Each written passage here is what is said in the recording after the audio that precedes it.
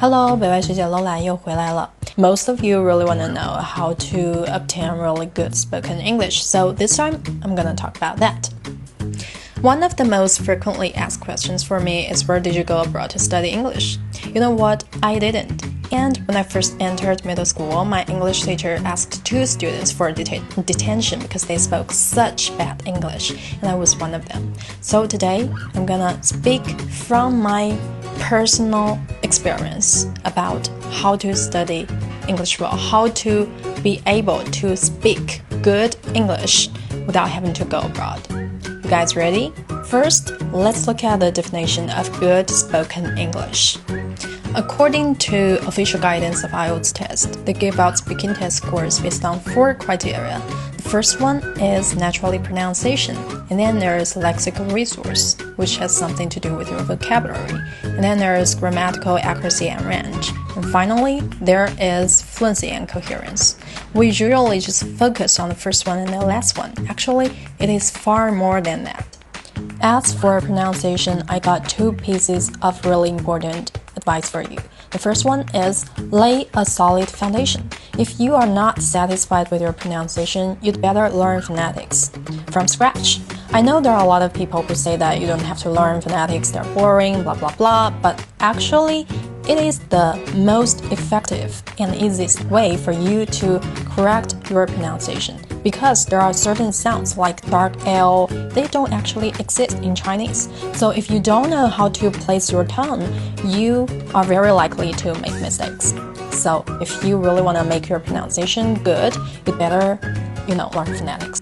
You cannot get very far by just watching other people. So my second advice is to read things out aloud every day.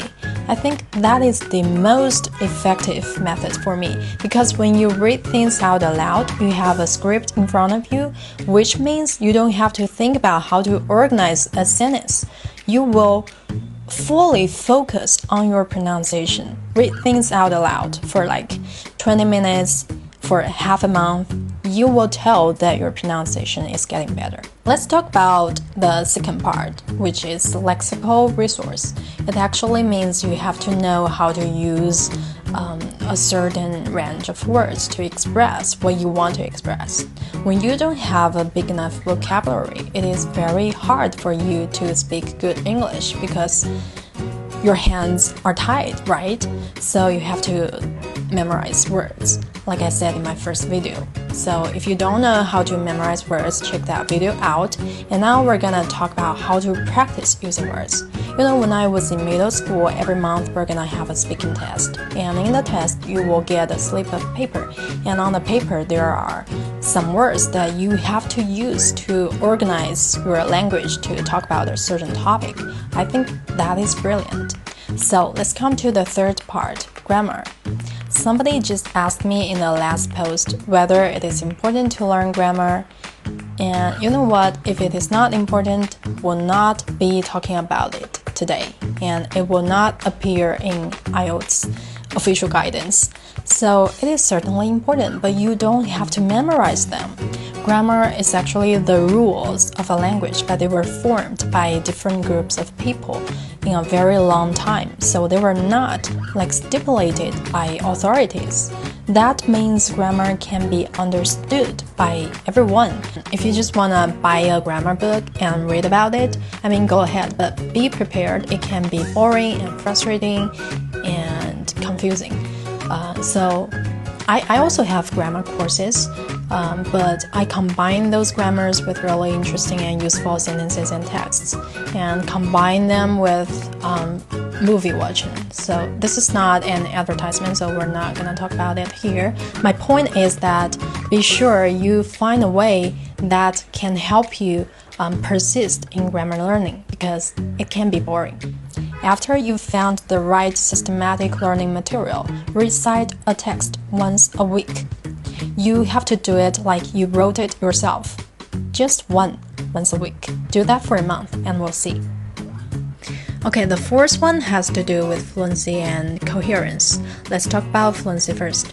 If you ever watched native speakers' interviews, you will see that they would often hesitate before they say something because we need time to organize a certain idea. It is the same with Chinese. So, speaking fluently doesn't mean that you cannot make stops. Don't panic when you make stops. I don't like this.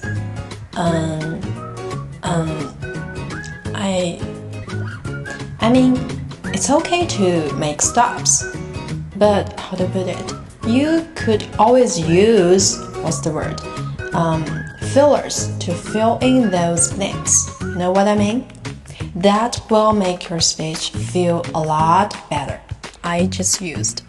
I mean, you know, how to put it? What's the word? That really makes a difference. Coherence, to me, has two layers of meaning. The first one is that you have to use certain words and phrases to organize your speech and ideas so that it makes sense to other people. So my advice is that every week you find an article or a speech and you outline it. I mean, you put down the points, the main points there, and then you retell it to other people or just to yourself. That will help you learn from the best logical thinking. Coherence, more importantly, also means you don't take giant leaps from certain points to other points. This is a little abstract, so I'm gonna give you an example. I have a debate going on which is meant to help my students get better at logical thinking. We talked about the anti-abortion law, and somebody said women should have the right of abortion because nowadays women have the right to choose what they want to wear, so they should have the right to have an abortion. I mean, this is what I call a giant leap.